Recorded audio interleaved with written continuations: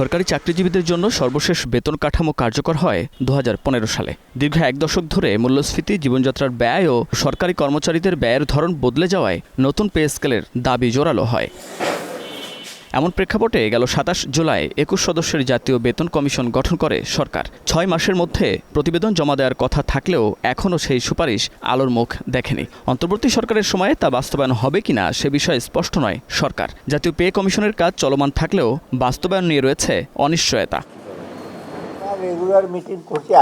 মঙ্গলবার সচিবালয়ে সরকারি ক্রয় সংক্রান্ত উপদেষ্টা পরিষদের বৈঠক শেষে সাংবাদিকদের প্রশ্নের জবাবে অর্থ উপদেষ্টা জানান, পে কমিশনের কাজ চলমান রয়েছে।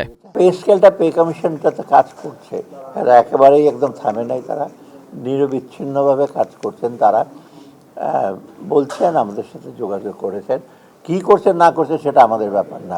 কমিশনের রিপোর্টটা আমি আশা করছি যদি কমিশনের বিষয়ে কালকে পরশু কথা হবে।